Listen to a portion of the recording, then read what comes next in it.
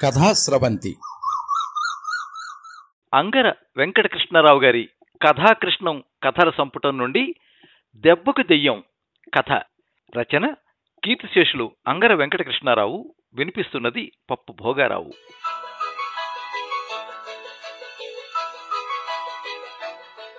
చుబ్బుల్ తాత ఓ కథ చెప్పుదు అన్నాడు 6 ఏళ్ల వెంకిగాడు నోట్లో వేలేసుకుని. అది గజపతి నగరం. చంపావతి ఏరు దాని పొడుగున గలగల ప్రవహిస్తూ ఉంటుంది. వెంకటాపురం రేవుకెదురుగా ఒక పెద్ద మర్రి చెట్టు ఉంది. వేసవి సాయంత్రాలలో చల్లగాలికి ఆ చెట్టు కింద సుబ్బులు తాత చింకి చాప పరుచుకుని కూర్చునేవాడు. ఆ వేళ రోజు మాదిరిగా 10-12 ఏళ్ల లోపు ఆడ మగ నత్త నావ అతని చుట్టూ చేరారు. పుటికలమ్మే కోమటి కొడుకు వెంకటరెడ్డి, మంచినీళ్ళ రామయ్య కూతురు లక్ష్మి, మునసపు కొడుకు సుబ్బన్న, మెజిస్ట్రేట్ కచేరీ హెడ్ గుమస్తా కొడుకు చిరంజీవి, యాత పైడి తల్లి కొడుకు వెంకిగాడు ఇత్యాదులు సుబ్బులు తాత ఆట విడుపు పరివారం. అయితే ఇలా దగ్గరసా జరిగి కడియం కట్టి కూచోండి, మంచి కథ చెబుతా. పిల్లలు దగ్గరగా జరిగారు. ఏం కథ చెప్పమన్నారు? అంతా గొల్లుమని పురమాయించారు. చంద్రుడు ఇంకా అగుపించడం లేదు, కానీ ఆకాశపు వెలుతురుకు ఏటి పొడి ఇసక మెరుస్తోంది. ఆగండి ఆగండి, మీరెవ్వరూ అడిగింది కాదు, ఒక మంచి గమ్మత్తైన కథ చెబుతా. అంతా నిశ్శబ్దం, ఆతృతగా చూస్తున్నారు. సుబ్బులు తాత కాలం మళ్ళినవాడు, అనుభవం కలవాడు, చెట్టు కింద ప్లేడరీ చేసి జీవితమంతా బ్రహ్మచారిగా గడిపినవాడు. పిల్లలు కథ చెప్పమన్నప్పుడు తన జీవితంలో తగిలిన ఏదో అనుభవాన్నే కథలా అల్లి చెప్పేవాడు. దెయ్యాల పంతులు కథ చెప్పనా అన్నాడు. దిశములతో ఉన్న వెంకిగాడ సగం లేచి వాళ్ళమ్మా అన్నాడు భయంతో బిక్కచచ్చి. పర్వాలేదురా వెంకిగా, ఈ కథలో దెయ్యాలు రావురా. వెంకిగాడు గొంతుకిలా కూర్చున్నాడు. గుండె కొంచెం సర్దుకుంది గాని అలాగే జరిగి జరిగి తాతను తాకినంత దగ్గరగా చేరాడు. ఎవర్రోయ్, కథ బాగా విను కొట్టాలి. అంతా అలాగే అన్నారు. 10 ఏళ్ల కిందట ఈ మర్రి చెట్టు పక్కన ఉన్న ఇంట్లో వీరప్పరాజు అని ఒక దెయ్యాల పంతులు ఉండేవాడు. అంటే ఏటండి తాత అని ప్రశ్నించాడు 10 ఏళ్ల కోమటి వెంకటరెడ్డి. అంటే ఎవరికైనా దెయ్యాలు పడితే కుదురుస్తాడన్నమాట. వాళ్ళమ్మో దెయ్యాలే. వెంకటరెడ్డి హడిలి తాత దగ్గరగా చేరాడు. ఓరి పిరికి, తాతని చెప్పనీరా అన్నాడు మునసపు కొడుకు సుబ్బన్న. ఆ వీరప్పరాజు దెయ్యాలు కుదురుస్తాననేవాడు. మంత్రాలు లేవు, మన్ను లేవు, తను మాత్రం దెయ్యంలాగే ఉండేవాడు. తాతగారు, దెయ్యాలు ఎలాగుంటాయండి అని ప్రశ్నించాడు చిరంజీవి. దెయ్యాలు ఎలా ఉంటాయి ఏమిటి నాయనా, అసలు దెయ్యాలంటూ ఉంటేగా. మనిషిలో ఉన్న భయమే దెయ్యం. ఆ భయంతో దేన్ని చూసినా దెయ్యమే అనిపిస్తుంది. వికృతంగా ఉన్నవాడిని దెయ్యం అనము మనం, అంతే. సరే, ఇక కథ వినండి. వాడి దేవుడి గదిలో పెద్ద పెద్ద భయంకరమైన పటాలు, 2 మనిషి పుర్రెలు, ఇంకా ఏవేవో వెర్రి వెర్రి విగ్రహాలు, ఓ పెద్ద కత్తి ఉండేవి. వాడు తెల్లవారుజామున 4 గంటలకల్లా స్నానం చేసి 1.5 సేపు హ్రేం హ్రీం హ్రూం ఫట్ అంటూ అరుస్తూ ఏదో జపం చేసేవాడు. అయితే తాత ఆడెలాగుండేవాడు తిరిగి ప్రశ్నించాడు వెంకటరెడ్డి.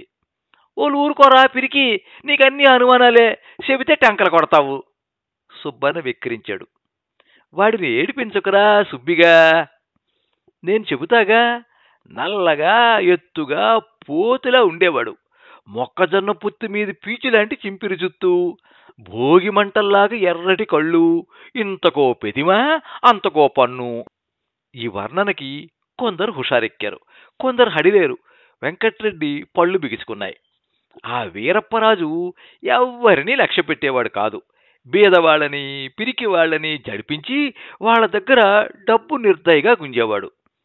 ప్రయోగాలు చేసి ప్రాణం తీస్తానని బెదిరించేవాడు. తాత తెలవక అడుగుతాను, ప్రయోగాలంటే ఏటి మళ్ళీ ప్రశ్నించాడు వెంకటరెడ్డి. సుబ్బన్నకి రెమ్మెత్తుకొచ్చింది. ఈ ఈ పిరికి నాయలకి చంతేగాలు నావు, గుండెల్లో చూస్తే గుబులు గుబులు, వల్లకుండనేడు. తిట్టకురా సుబ్బిగా, వాడికి అనుమానం కలిగితే నేను తీరుస్తా. ఒరే రెడ్డి, ప్రయోగాలంటే దెయ్యాల మంత్రగాళ్ళు కిట్టని వాళ్ల మీద తమ మంత్రశక్తి చేత దెయ్యాల్ని వదిలి వాటి చేత బాధ పెట్టిస్తామంటారు. పాపం ఈ బూటకపు ప్రయోగాల్ని నమ్మిన అమాయకులు నిజంగా దెయ్యాలు బాధ పెట్టినట్టే బాధపడతారు. అలా చెప్పడమే తడవుగా రెడ్డి వాళ్ళమ్మా అని లేచి తాత మెడ పట్టుకున్నాడు. అతడు విడిపించుకుని వాడికి ధైర్యం చెప్పి కూర్చోబెట్టాడు. ఎందుకురా అంత భయం? అసలు దెయ్యాలు లేవనే చెప్పానుగా, దానిని బట్టి ప్రయోగాలు బూటకమని తేలింది కదూ. అవునండి అన్నాడు వణుకుతూనే. అయితే ఇంకెందుకు భయం, ఇక కథ విను. జపం ముగించి వాడు ఊరు తెల్లవారకుండా రోడ్డుకు అడ్డంగా వాలు కుర్చీ మీద పందిలా పడుకునేవాడు. అసలే మన వీధి ఇరుక, వాడు కూచుంటే ఇక మనుషులు మెసలవే కష్టంగా ఉండేది. పైగా తెల్లవారు లేచి పళ్ళు తోముకుందుకు వీధి అరుగు మీదకి రాగానే యమదూతలాగా వీడు హాజరు. వీడెలా కూర్చునేవాడో తెలుసా? ఈ పక్కనో ముక్కాలి పీట, ఆ పక్కనో ముక్కాలి పీట, దీని మీద తమలపాకులు, దాని మీద వక్కలు, యాలకులు, లవంగాలు వగైరా, కాళ్ళు జాపుకుందికి ముందర వైపు బల్ల. ఇలా శవంలా పడుకుని సావకాశంగా తాంబూలం వేసుకుంటూ వచ్చే పోయేవారి వైపు చింతనిప్పుల్లాంటి కళ్ళతో చూస్తుండేవాడు. 7 గంటల ఎండవాడి మొహాన్న కరకర పొడిచేదాకా. ఆడి నరికేనాకపోయినరా అన్నాడు సుబ్బన్న. ఎలాగా? ఎవడూ వాడి దగ్గరికి వెళ్ళలేకపోయేవాడు. మీదకి దెయ్యాలను వదిలేస్తాడేమోనని ప్రతివాడికి భయం. ఉదయాన్నే ఏటికి నీళ్ల కోసం వెళ్లే పడుచు పిల్లల వైపు పనిపెట్టుకుని పరకాయించి చూస్తూ దుర్గా అని, జగద్రక్షకే అని, లలితే అని ఏవో పేర్లు పెట్టి పిలుస్తుండేవాడు. చిన్నవాళ్ళు అవడం చేత వాళ్ళు జడుచుకునేవారు. బెంగ పెట్టుకుని ఉష్ణం వస్తే వీడే దెయ్యం పట్టిందని పేర్లు పెట్టి హడలు కొట్టించి డబ్బు లాగేవాడు వాళ్ళ దగ్గర నుంచి. వాడంటే పోస్ట్ మాస్టర్కి భయమే, అమీనిగాడికి, హెడ్ గుమస్తా గారికి, అందరికీ భయమే. మరి నీకో తాత అన్నాడు వెంకీగాడు పెంకిగా. తాతకు మాత్రం భయం కదట్రా, తాత మనిషా ముఖమా అన్నాడు సుబ్బన్న. ఓరి నాగమ్మా, నేను కాదురా మృగాన్ని, వాడురా ఆ వీరప్పరాజు.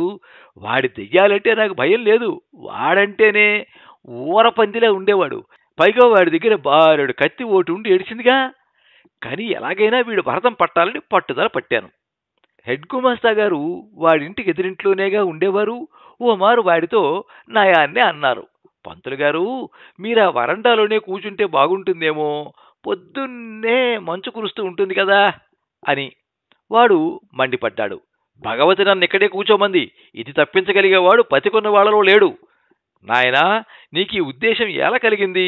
ఇది బాగుపడే వాళ్ళకి కలగవలసిన సందేహం కాదే అన్నాడు. వీడితాడు తెగ, వీడితో మనకెందుకుని ఆయన ఊరుకున్నాడు.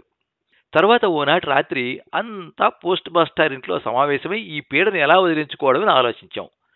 అంతా ఏవేవో చెప్పారే కానీ ఎవరూ స్వయంగా ధైర్యం చేసే ఏర్పాట్లో లేరు. పోలీసు వాళ్ళకు కూడా భయమేగా దెయ్యాలంటే.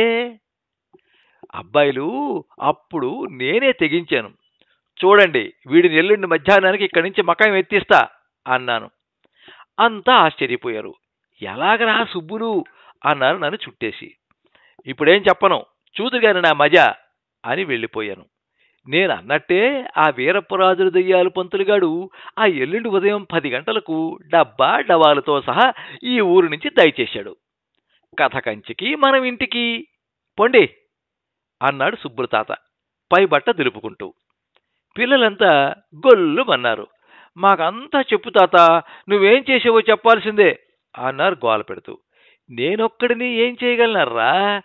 మీలాంటి మరిద్దరి సాయంతో వాడిని ఊరు బయటికి గెంటేశాను. సుబ్బన్న చెవులు చాటలంతే చెయ్యి. ఏటేటి తాతోయ్, నాలాంటి వాళ్ళే చెప్పు తాత, వాళ్ళు నానాకున్నారా? చెప్పాను కదరా, అచ్చం నీలాగే 2 అడ్డగాడిదలు. గాడిదలా? అంతా ఆశ్చర్యపోయారు. అవునర్రా, ఆ మర్నాడు ఉదయాన్నే 2 బలమైన గాడిదల్ని పట్టి వీధికొసనున్న బడి పెరట్లో కట్టేశాను. వాటికి తిండి పెట్టలేదు. 2-3 సార్లు వెళ్ళి చితక తన్నాను. ఆ రాత్రి మరోసారి వెళ్ళి తన్నాను. అప్పుడు అవి ఎలాగున్నాయంటే వదిలేస్తే మెరుపుల్లా దౌడు తీసేయడానికి సిద్ధంగా ఉన్నాయి. మర్నాడు ఉదయం 5 గంటలకు ఏట్లో స్నానం చేసి ప్రత్యేకంగా వీరప్పరాజు దెయ్యం రోడ్డుకి అడ్డంగా కూర్చున్న స్థలం మీదుగా వెళ్ళి వాడు ఉన్నది లేనిది చూసుకుని నమస్కారం చేశాను. వాడు గర్వంగా నన్ను దీవించాడు. భగవతి నిన్ను రక్షిస్తుందిరా అని. నాలో నేను అనుకున్నా, గాడిదలు నీ పని పట్టిస్తాయిరా అని. అబ్బాయిలు, ఇక కథ జాగ్రత్తగా వినండి, మజా అంతా ఇక్కడే ఉంది. తొలినాడు రాత్రే పొడుగాటి 6 కొబ్బరి మట్టలు సంపాదించాను. 3 కలిపి ముక్కోణాకారంగా కట్టి కోసువైపు తాడుతో గట్టిగా గాడిదల తోకలి కట్టేశాను. ఈ పని చేయడానికి మరో 4 సాయం తీసుకున్నాలేండి. అర్థం లేని కథ అనుకుని మీలో గడుస కుంకలు కొట్టి పారేస్తారేమో.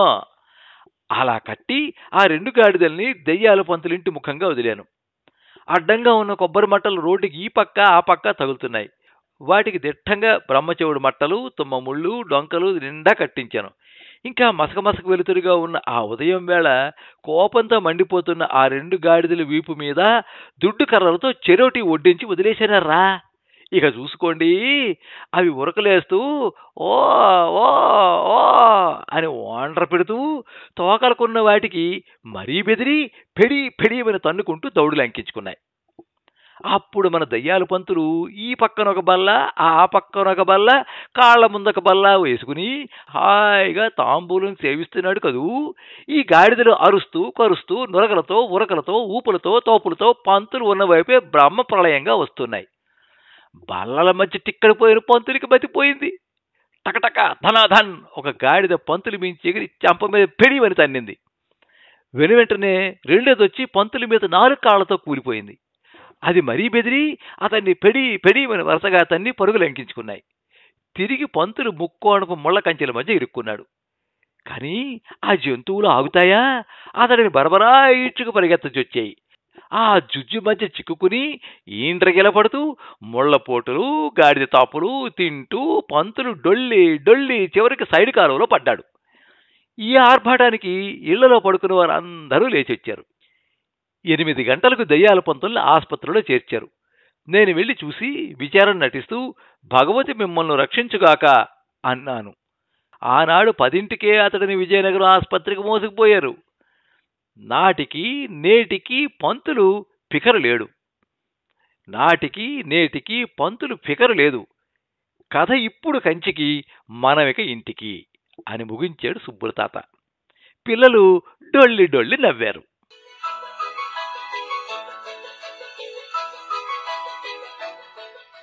మీరింతవరకు దెబ్బకు దెయ్యం కథ విన్నారు. రచన కీర్తిశేషులు అంగర వెంకటకృష్ణారావు. వినిపించినది పప్పు భోగారావు. ఈ కథ 1952 సంవత్సరం జూలై 23వ తేదీ ఆంధ్రపత్రిక సచిత్ర వారపత్రికలో ప్రచురించబడింది. ఈ వీడియోని లైక్ చేయండి, మీ మిత్రులందరికీ షేర్ చేయండి. ఇలాంటి మరిన్ని మంచి కథలు వినిపించడానికి ఈ ఛానల్ని సబ్స్క్రైబ్ చేసుకోండి. పక్కనే ఉండే బెల్ ఐకాన్ని క్లిక్ చేస్తే ఇలా అప్లోడ్ చేసే వీడియోల వివరాలన్నీ కూడా మీకు ఎప్పటికప్పుడు నోటిఫికేషన్ ద్వారా తెలుస్తాయి. ఎప్పుడు మీ అభిమానాన్ని కోరుకునే పప్పు భోగారావు. సర్వే జనాః సుఖినో భవంతు. కథా స్రవంతి.